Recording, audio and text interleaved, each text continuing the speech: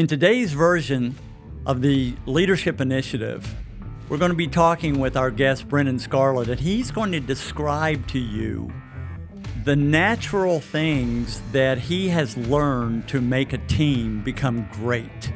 He's going to share those principles that not only work in an NFL locker room, but work in a cutting-edge business. Stay tuned. You're going to learn a lot. At Initiative One, we're igniting a leadership revolution by helping organizations eliminate the drama, improve decision-making, and win as a team. Join Dr. Fred Johnson on the Leadership Initiative podcast as we uncover insights to maximize your impact and transform your life. I want to welcome our audience once again to the Leadership Initiative. We're going to be having a fascinating discussion today with our guest. Before I introduce him, I want to share a few words of background with him. Our guest grew up in Portland, Oregon. He has a stellar educational background. In fact, he went to two of the world's leading universities, University of California, Berkeley, Stanford, where he has a master in science and management, science and engineering. His background is nothing to joke about. We're talking top notch. I want to introduce to you our guest, Brennan Scarlett. Brennan is the founder of Scarlett Creative. It's a storytelling and brand agency. In fact, he's worked with our team. He's taken Initiative One. He and his team have taken us to a whole different level in terms of being visible around the country, helping us to be positioned as a thoughtful leader. These guys are the best of the best. And we were so fortunate. Alec Ingold, who is a protege of mine, and plays for the Dolphins, actually said to me one day, he said, "Dr. Fred, you have got to meet Brennan. These guys will elevate you like you won't believe." And we have found that to be true. Brennan was a free agent out of college. He was picked up by the Houston Texans. And then eventually went on to the Miami Dolphins. His playing career was from 2016 to 2022. He is known as an expert in leadership, in resilience, and how do you make pivots, those difficult pivots from being a professional athlete to becoming a highly successful business owner and leader. As a person who has counseled a lot of NFL athletes, I will tell you many of them do not make that successful transition. We're going to talk about why and what did Brennan do that was different. And whether you're a professional athlete or you've just made a pivot in a different direction in your career and you're full of self-doubt, Brennan's been there. And we're going to be talking about that. Brennan Scarlett, I want to welcome you to the Leadership Initiative today. You're coming in from Portland. We're so delighted that you are our special guest. Thank you for sharing your time out of a very busy and demanding schedule. Welcome.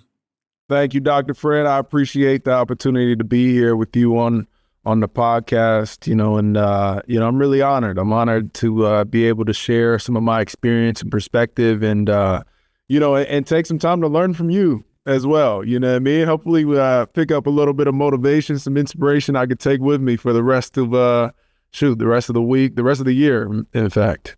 Okay, brother. Well, we're just going to have a conversation, and we're just going to talk and let it go where it goes. Okay. And so one of the things that I shared a moment ago is I've worked with many pro athletes, particularly from the NFL, that have been highly successful, but they struggle making that transition. In fact, most of them if you were to say 20 years from now, if you were to ask them to describe the best part of your life, most of them would refer back to that 20-year period when they were a professional athlete. That's not true for you. You're still trending up. I mean, you had great experiences in the NFL, but your impact, your professional impact in helping organizations like ours be their best, I mean, as strong as an athlete as you were, I'm telling you, your expertise in the field that you do in helping to shape the branding and the stories of your clients is off the charts. Talk to us about this transition that you made from being an elite professional athlete who you had to earn your way in every way. And then you made this transition to a highly successful leader and businessman. Walk us through that journey. Yeah. Well, Dr. Fred, whenever I talk about the transition from sport to business, I think about this story that my dad and his friends, they always laugh about. My father, Paul Scarlett, he was an elite track runner. He was a sprinter. He ran his collegiate track at BYU and actually went on to compete in the Olympic trials in 1996. And there was a meet one time, and my dad, he had a really solid start in his 100-meter dash, and he had a solid finish. But what was the best part about his race was his transition. It was being able to get out the blocks, and that transition from your drive phase up to your top speed. A lot of people struggle with that transition, and he finished a race one time. I think maybe he didn't win, and there was a guy that was kind of hanging around my dad, and he was a little bit irritated. He was a little bit frustrated with his own performance, and the guy, he asked him like, "Hey man, like how do you do what you do?" And my dad said, and him and his friends laugh about this, he was like, "You got a transition, fool." And a funny story, right? And around this kind of moment for him, and some frustration, but it really kind of points into the best part about his race, and it was the transition. And for me, I've thought about that a lot actually, and as I've gone through my process, right? Because going from being a professional athlete, Dr. Fred, I played football for 22 years. I started as an 8-year-old young boy with dreams, and every day, every month, every year, most of my days were spent for those 22 years trying to become the best of the best. And by the grace of God, I was able to become that. I was able to play in the NFL and very much identified myself with being an elite professional athlete, an elite football player. And now that it's over with, nobody really prepares you for what happens when the game is done. It's a little bit of a cold turkey. You're playing one day, and then the next day you're just not playing. And it can be difficult from an identity standpoint. It can be difficult from, trying to figure out what to do next. And I think what's helped me a lot now as I've transitioned into business, as I've transitioned into creativity and brand development and social media, and all these different things, that is my new game. That is my new stadium. This is my new arena. And I love the opportunity to draw parallels from, to become the best football player, you have to take every rep incredibly seriously. You have to know that you're not going to win. Every play is not going to be your best play. You're not going to win every game. So I take that and I apply that to my business now. I understand that in order to get better, you have to fail. You have to be willing to experiment. You have to be willing to be a good teammate. What does being a leader look like? I think often about now being a leader now in my organization. I think back to the best coaches and the best leaders I had in my teams. And so, Dr. Fred, I think the transition, a lot of it has been me trying to, me finding that same purpose, fulfillment, that same just drive to find competitive edge that I had in football, and now applying it to my business life. Well, what a story. I have found that it's such a radical shift for a professional athlete because the rules in a locker room and in an athletic organization of what it means to be a great teammate are completely different than the real world. For instance, I remember I coached the former left guard for Brett Favre, and amazing success story, and yet he struggled making that transition. And he said, I've been taught all my life, keep your mouth shut, do what you're told, and that don't push back, and I'm paid to perform, not to think. And he said those things caused me to be successful. I never created drama. I was always a compliant teammate, and then I did what I was told to do. And then I get out into the world today and the culture that we live, when everything that I was told to do doesn't make you a great teammate in a world-class business culture, where you're expected to use your mind. You're expected to not be compliant, but to be collaborative, to share ideas, to push the envelope. You're expected to take risks, to be creative, and that was a whole different set of rules. What did you find was your biggest transition in leaving that world to the world today in the culture where individualism is such a big part of a healthy culture? Yeah, that's a great question, and something that I've thought about a lot, especially as a leader in my organization.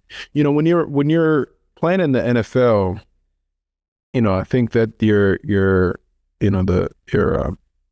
the guy that you coached with the Packers, I think that he has it spot on, right? You are rewarded for your own personal improvement, and you need to make the play every play, and that unlocks the rest of the team to be able to do what they do, right? But it starts with you. In your off season, you have to train, you have to make sure you're fit, you have to make sure you know the plays, you have to make sure that, when he said it, he's protecting Brett Favre. As long as he can protect Brett Favre, give him time. It's a lot about him, and he's rewarded for that. He's paid handsomely for that. We as NFL players were paid handsomely to do our jobs. When you step over into business as a leader, you're actually more rewarded for how you unlock others to do their job. Wow. So yeah, it's like, it is about you. You got to be locked in. You have to do your thing. But then at a certain point, you hit a ceiling where it's like, okay, it's not all about you now. In order to really allow the organization to grow, how can you serve your teammate in a way that they're now able to do their job at a higher clip than they're currently doing it?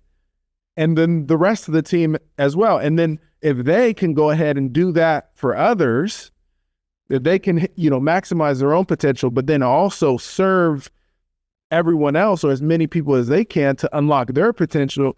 And now you're creating a culture that is selfless in nature. And I think it's about the collective, but not at the sacrifice of the individual. Every individual has to ball out, but we have to also think about how our teammates ball out too. And that's part of our job. Wow. I tell young leaders that it's one thing to learn about the disciplines of being an effective leader, to be your very best. But the next level is you're expected to be competent. You're expected to produce excellence. But when you're a leader in today's world, your biggest measurement of effectiveness is how much do you make the people around you better. And you've got to it's not enough to be a performer. You have to be a coach. You have to be a motivator. You have to help a person take a leap forward that they would not have made if you weren't present in their lives. And so I think you remind me of the story of Joe Montana. I mean, Joe Montana was not the greatest athlete. He certainly wasn't the most skilled quarterback. I mean, he had a backup until he took over in Steve Young, who was far more talented. But if you were to ask the players of that age, what made Joe Montana so great? A Hall of Fame player, a first ballot Hall of Fame player, and they would say he had this ability to make other people around us in that huddle, he made them better. What would you say to someone that wants to be the best leader that they can be? I've seen what you've done with your team, not only with Houston and the Dolphins, but what you have done with Scarlett Creative. I mean, you have a team that is extraordinary. How did you help make them better? I think that's a great question. I think that's something that I am always striving to improve with. And I think it starts with having the right team. It starts with having the right people who are made up of the right stuff, right? Who they themselves want to become better, right? And they themselves are looking to maximize their own potential and their performance, and they're driven and hungry to, help the team, right? Like those are the type of people that you want in your huddle. I don't want to try to influence somebody to want to do their job. If you don't have somebody that wants to do this, then like they're not the right person, and that's okay, right? That's just, they're not made up of the right stuff.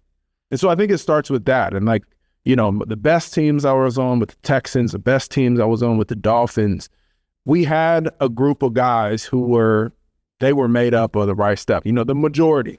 Now with Scarlett Creative, I'm incredibly confident in our team. Like we have a really talented team, and the intangibles of them wanting to be successful in their personal career endeavors and also as a team, that's a big part of it. I think it starts there. And then beyond that, one thing that I found to be really impactful for me is two things. Number one, it's the expectation. I think it's easy as leaders to, especially high performing leaders, to expect more from yourself than you do from the rest of the team. And I think that's a mistake. I think we should hold the same expectations of the team that we have for ourselves. If you expect yourself to perform at a high level and be always prepared and hit the mark every time, then that's the expectation for the team. Because otherwise, that gap between where you are and where they are, if you're satisfied with that let's say they're 80% of you, and you become satisfied with that gap, they will never fill that gap. Right. They'll never grow into that space. Yeah. And so I hear a couple things from you, Brennan. One is there is a mistaken notion that it's the role of the leader to motivate other people. I think that's a big mistake. I've told people many times, I cannot motivate you. I don't know all the things in your life that affected how you think. And however, and that motivation has to come from within you. It's got to come, there's got to be a burn. And you know exactly what I mean by that burn. And now I can become that leader where I'm working with someone with a burn, but they've got so much self-doubt. They've got so much fear. They've got so much hesitation that they're afraid to take that risk. They're afraid to act upon that burn. And I can be the kind of leader that I can raise the odds that they'll choose to act on that motivation, but I can't create it. Has that been your experience? 100%. 100%. They have to want it. Right. And I think that it's the job of the leader to help to steer that energy and that passion to a place that will make the collective better. Right? Because sometimes, energy can just go everywhere. Right. It's like if you turn on I don't know, I'm using this analogy. You turn on a sink as hard as it possibly can go, right? And then you have, you don't have a proper bowl. That water splattering everywhere. Yeah. Right? But then if you put a bowl or you put a vase of specific shape, that water is going to fill up fast and efficient, right? And so it's the job of the leader, I think, to provide the vessel for that energy to pour into. But tell them you can't pull the energy. You can help to shape and mold it. I love that.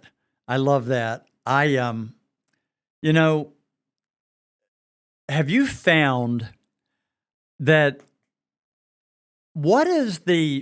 is there a parallel between a locker room culture of a bad team and a team that is, and a team in any organization outside of athletics, that they are struggling? There is a lack of trust. There is a silo mentality. What have you found? I'm going to ask you two things. What have you found in 22 years? You had to be on a couple of really bad teams. What would you say was the correlation between the bad teams and teams out in the work world that are struggling? I got two things. Number one, bad teams, bad locker rooms have a lack of communication from players to coaches, from players to players, from coaches to coaches, from coaches to players, all the way up the chain. There's not enough communication and people are on different pages. And then the second, what I've seen a ton is in a locker room, you have 53 guys. When things start not going the way that they're supposed to go, you're going to have complainers, you're going to have whiners, you're going to have people that bring negative energy. They suck the positive energy out of the locker room. And I've actually, Dr. Brett, I think regardless of whether things are going well or going not so well, or, we're doing a walkthrough, we're doing a practice in full pads, you're going to have complainers regardless. People are going to complain. People just enjoy complaining. I think sometimes we find like some solace in the complaining with each other and we relate to each other. And so I don't think that's all bad. I think there's some bonding in that. But when the best players on the team in the locker room are the energy suckers, that they're pulling the energy, that they're the number one complainer in the locker room, if those are your most talented guys, the guys that you're relying on to win the game, your season's over. You're not winning. And I think it's the same thing in the business world. Wow. What? So let's roll on that a little bit. I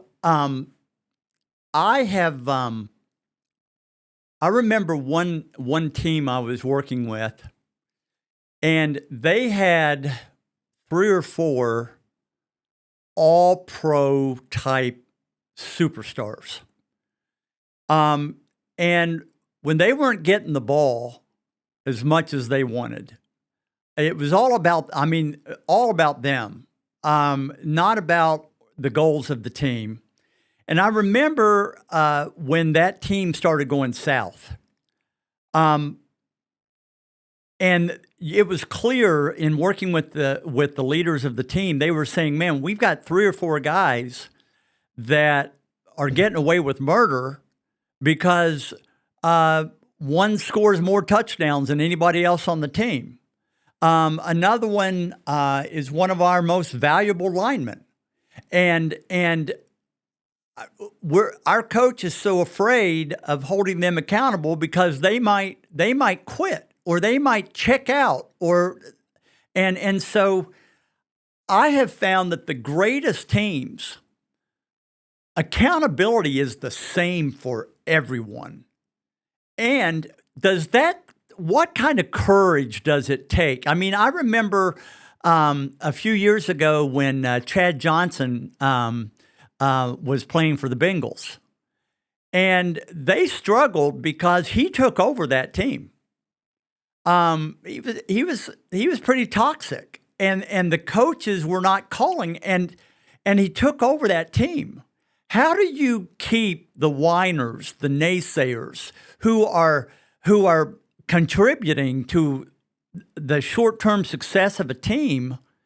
How do you keep them from overtaking the locker room or overtaking the culture of the company? Yeah. Again, I think I think it starts with the right people. And, are you willing to sacrifice talent? Are you willing to sacrifice character for talent?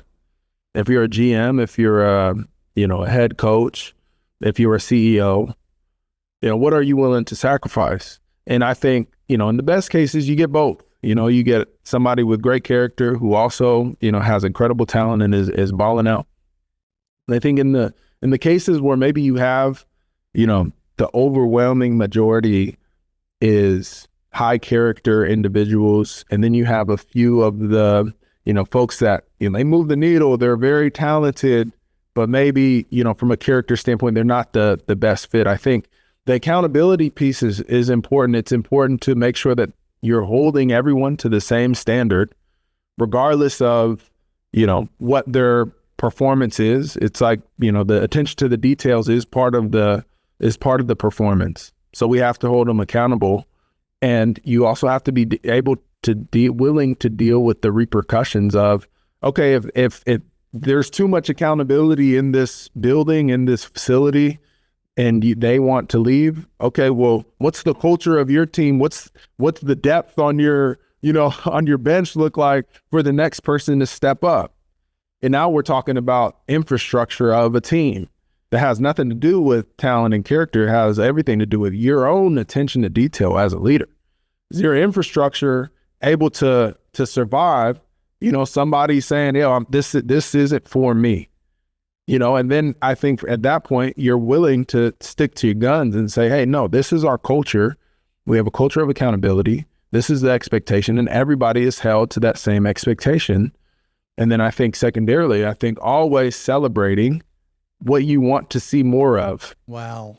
And that's something that I have, that I believe strongly in for a lot of years. I don't even know where it came from, Dr. Fred, but I always think you have to celebrate more of what you want more of. Celebrate what you want more of. If you get a win, you gotta celebrate, whatever that looks like for you. If that's a glass of wine, if that's a little fresh baked chocolate chip cookie, you gotta celebrate. It's good for the energy in the room, but in the team too. Okay, you sent that follow-up email. It was so dialed in. It was so timely. And now the client is so happy. We got to call that out in front of everybody. Wow. We think that accountability is having a hard conversation when someone screws up.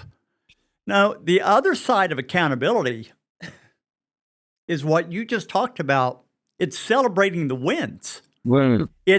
And when you become a leader who's committed to celebrating the wins, you start noticing those little wins that you wouldn't have noticed when you were looking to find something that we're not doing well enough. And I think that the best definition that you're giving, this is how you create momentum. How do you create momentum on a team? You do that by celebrating the small wins. What gets rewarded always gets repeated. And so you're saying, hey, I loved your attitude. I loved how you dealt with adversity today. I loved when you had every opportunity to join in that negative talk over there in the corner in that position room. I appreciated the fact that you made a decision not to go there. Not only not to go there, but you challenged your teammates to knock it off. I mean, that is so cool about accountability. And it's not only having the hard conversations, it's saying thank you, fantastic job. That's awesome, man. Dr. Fred, I like that right there. What gets rewarded gets repeated. That's right. That's right.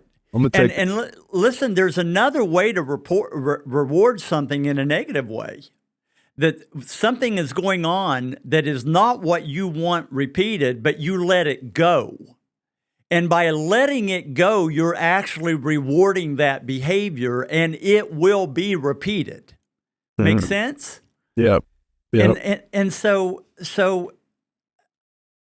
you're really showing that you want to reward the players or the people in your team that are not energy vampires.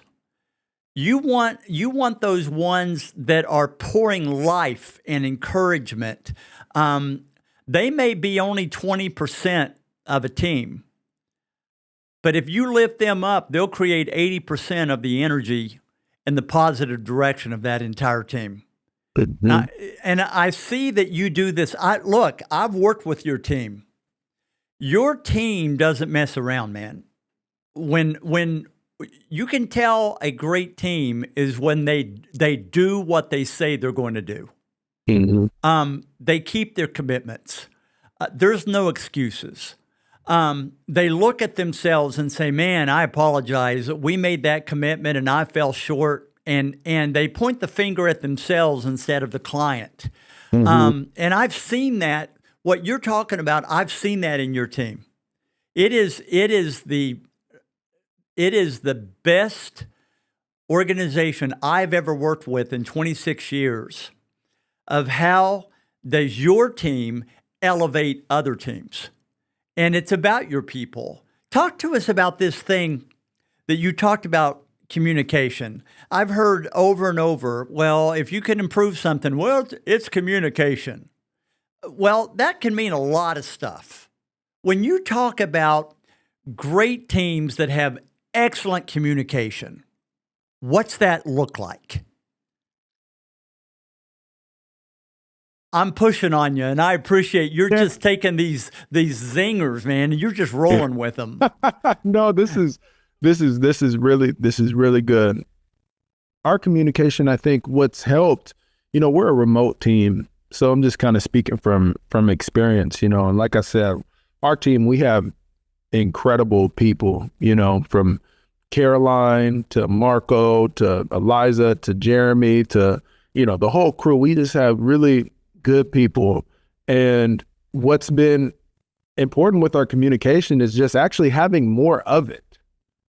We increase the frequency of our meetings, and we don't have meetings just to have meetings, but we make sure that we schedule meetings for important tasks.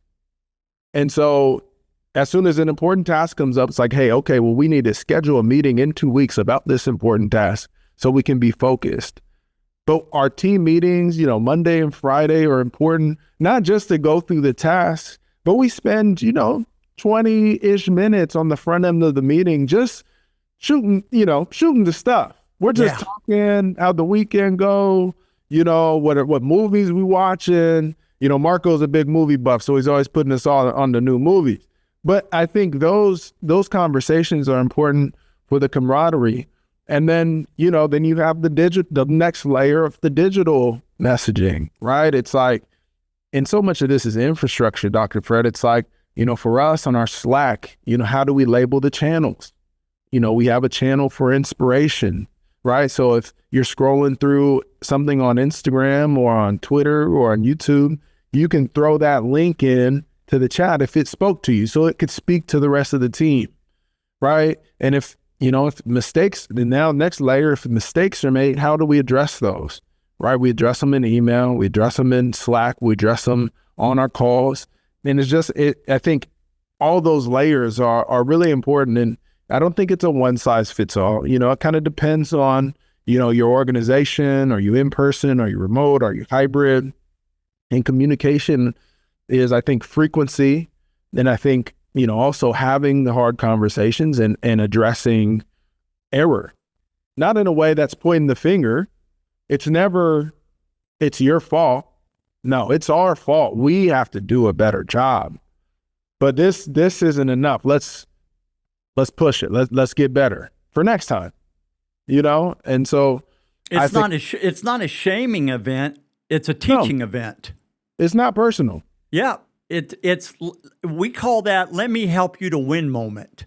And so you're giving a really powerful formula that the world-class teams, there's a lot of different ways, but you're talking about there is a discipline that no matter how you do it, we're going to meet often. We're going to deal with things when they're at a crumb level before they become Thanksgiving dinner.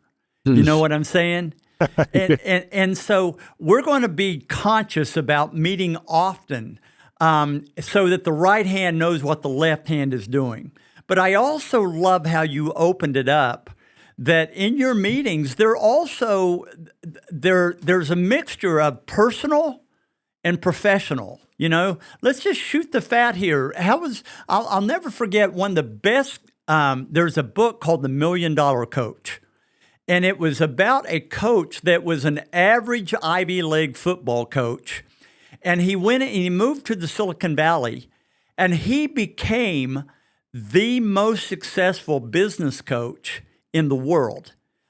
All the greatest players, the Gateses, the heads of Facebook, all of them were coming to this guy. And these were all high-powered players, and they all wanted to talk about business. They wanted to talk about the goals. They wanted to talk about thinking huge and hairy, audacious goals. And he would go, wait a second, time out. I want to know a more important question. Tell me about your vacation. They go, what? Tell me about your vacation. And he'd start team meetings like this. And these guys were going, what? This is a waste of time, man. I'm paying you $100,000 a year, and you want to ask these kinds of questions? And he went, you don't get it. The best teams have this fabric among themselves that they care about each other deeply. They want to know what's going on in each other's lives beyond the desk, beyond the office. And he said that when this gentleman died of cancer, they had a funeral that thousands of people attended his funeral. And all of these world-class leaders got up one after another with this giving testimonies that he taught them how to be human. And he taught them that care and compassion are not weak. They are the tendons that hold great teams together. And I've seen that about your team. Your team, they're authentic, they're real, they're human, and they are fun to work with. And congratulations to you for setting that kind of a culture. Thank you. I appreciate that. And I appreciate the words, Dr. Fred. That it means a lot, and like I said, I think, I'm lucky. I'm fortunate to have teammates who care about the work. They care deeply about the work, and they care deeply about their own, personal improvement. They want to get better, right? They're given the energy, and it's my job to help make them as productive as possible. To help them win is my job. Well, you're one of these leaders that combines this powerful combination of accountability and care and compassion. I'm not going to receive accountability from someone that I don't think cares about me. And yet, I'm not going to respect someone who I know cares about me but is never going to be honest with me. And you have married that balance, and I think that's a secret sauce today of leadership and accountability. I'm going to ask you two questions as we close down. The first is this. I loved how you started talking about transitions.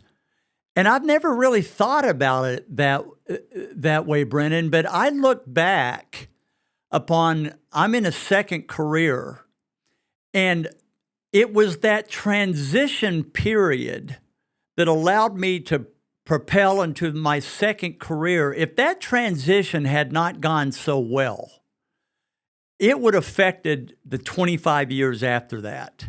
So you're talking about those brief handoffs. Mm-hmm. So when you started this transition, I'm sure that you had to have self-doubt. You were questioning yourself. What am I doing? I mean, describe the thoughts that you had when you made the leap to start this company. You know, it's unique the way that that we were founded, because I actually started this company while I was still playing. So this was 2020, 2021, when Scarlett Creative was born. And Dr. Fred, I was ambitious, man. Going through my football career, I'd started 3 different companies. Wow. And it was, in my off season, I had all this time and my mind was working, and I just, I got ambitions and everything I wanted to do off the field. It was just a lot there. And it wasn't until the game wrapped up for me that I really, was almost forced to look at Scarlett Creative as a business. Like, hey, this is now the thing that's paying my bills. Yeah. Yeah. There's no football anymore. And so this is the thing. And I've had to wrestle, I've wrestled with, like, let me make sure that I'm realigned on the why am I doing this? Wow. And I have to go back, when we started in 2021 and Caroline and I were having the conversations about what Scarlett Creative was going to become, and, and the passion around storytelling and powerful stories and sharing those for, people in our network, within sport, outside of sport.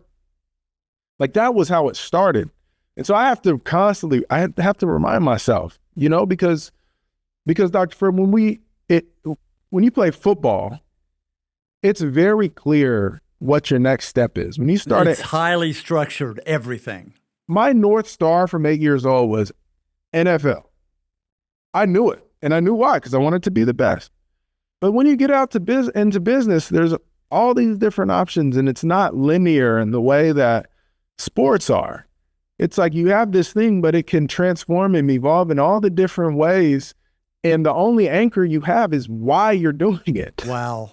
You're talking purpose language. Yes. The purpose, I describe purpose as that thing in your life that gives you the greatest joy, the highest impact, while using the fewest amount of resources, because it just comes so natural to you. And purpose is what gets you out of bed. Purpose is what pulls you through the hard times when you want to quit. Yep.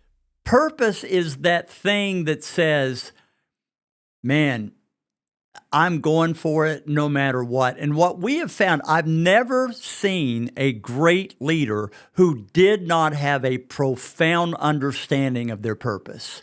Describe to us, what's your purpose? And was it the same? I mean, you can have a purpose, the same purpose, but it plays itself out differently.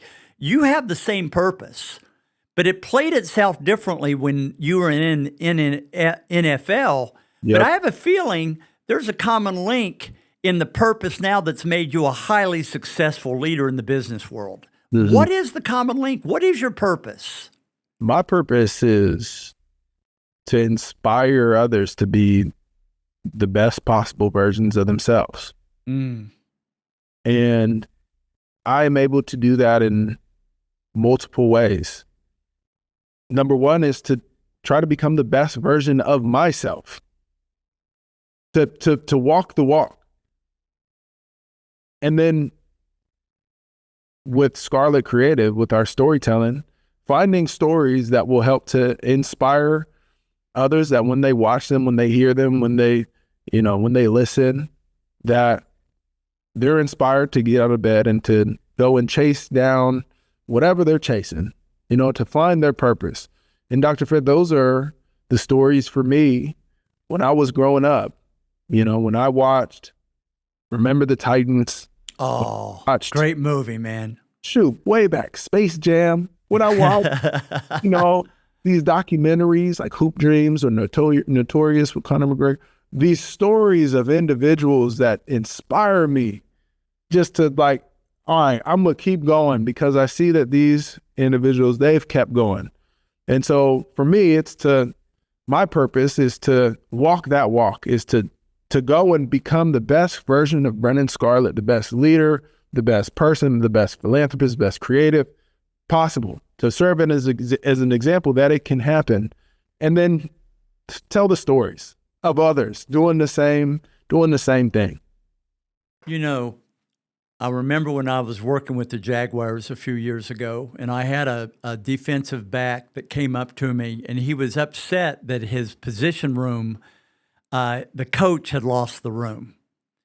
And I'll never forget, I asked him, why don't you all respect your coach? Why have you checked out on him? And I'll never forget what he said. He said, because coach don't know my story, and he don't care to know my story.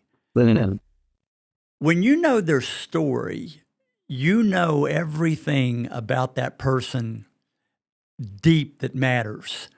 And that's what you've done. You know your story of all your teammates. You know the hardships they're dealing with. You know the pain that they're feeling. You know the crisis that they're feeling. You know the wins and the joys that they're feeling. I would suggest that is one of the major reasons why you were successful both in the team of the NFL and the team of Scarlett Creative, because you care deeply enough that you want to know their story. I won't give 100% to someone who doesn't care enough to know what's going on in my life, but someone who cares deeply and I know they care about me deeply and they have the best intent for me, I'll go off a cliff for them. I think that today a leader has got to know the stories of their people. And I think that's what you're modeling. Yeah. Powerful. And you've made a living out of it, man. Mm-hmm. Yeah. So I want to ask you a question. Every company, Bill Gates talks about, every great company has what they call bet the farm moments. That in those moments, they throw it all out, and if it fails, you're done. If it succeeds, you're going to be on a whole different plane.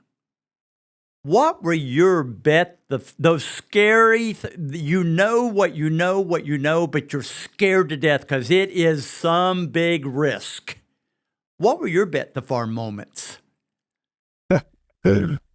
I think, man, it's as an entrepreneur and running a business, there's been just simply showing up every day and continuing to believe in the mission and the purpose. That has been the most holistic bet the farm moment. Was there ever a decision that you made that people said, are you nuts? What are you doing? Did you ever have a moment like that? That all kinds of people were coming out of the woodwork and saying, oh, you'll never succeed. I think maybe early on, Dr. Fred, with, with my dream to go play in the NFL. Yeah. Heard a lot of, oh, yeah, of course, you're going to play in the NFL. Yeah. And you heard that. And to be frank, I can't remember one person who doubted me in that way to my face. But where I have been extremely lucky is the people around me. They've always believed in me, whether my parents, my siblings, friends. There was never a person who said that I couldn't do it. And I think I'm lucky to have that. And now even today, when I have these big, hairy, audacious goals that you talk about, I have a lot of them. When I share them with the people in my close circle, no one says that it can't be done. Yeah. I think I know what your superpower is. Your superpower is you have this ability to surround yourself with champions who think like champions. And you are intentional about not surrounding yourself with energy vampires. You don't surround yourself with those toxic people who their lives have been a failure and they just want to transfer that and keep you from succeeding because it makes them feel better. You are very intentional about surrounding yourself with people who think large, act large, and believe large, and they believe in other people. I think that is your superpower. Yeah, it's pretty impressive. Yeah. No, I think that's a big piece of it, surrounding myself with those type of people, but also living it as myself, When people bring ideas, their big ideas and big visions and big hairy goals to me, well, it's my job to be supportive of them and not tell them that it can't be done. I don't want to be a naysayer or a doubter in this moment. So I think living it is also a big piece of you start to attract those people in your life. The law of attraction. Doubters attract even greater doubters. People who are believers attract even greater believers. That's right. And it's all mindset, isn't it? It's a choice that we choose on how we look at the world. I have enjoyed this thoroughly. You're a storyteller. Your company is a company of storytellers.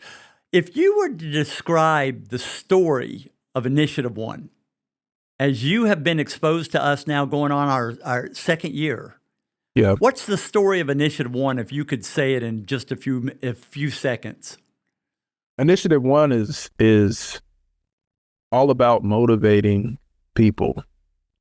Initiative One is not about giving people that don't have motivation, giving them motivation. It's about helping to motivate people who want to become better. And doing it in a way that is understandable, that is engaging, both in person, right, when they gather as collectives, and Dr. Fred is on the stage and the team is on the stage and sharing stories, but also on their digital platforms too, Instagram and YouTube with the podcast, giving me the space to be able to share my story. Initiative One is motivating through stories and through shared experiences. And Dr. Fred, I think you've done an incredible job, you and the team in building what is an incredible foundation to be able to share an incredible space. Well, you came to us through the law of attraction. Champions attract champions, and you're our champion, and I thank you. It has been a joy to work, and we're going to be partners for a long time. One last question. If you could share one leadership truth that you've learned that you would want everybody to know who's listening to this, what is that one compelling leadership truth that is front of mind that you want to share?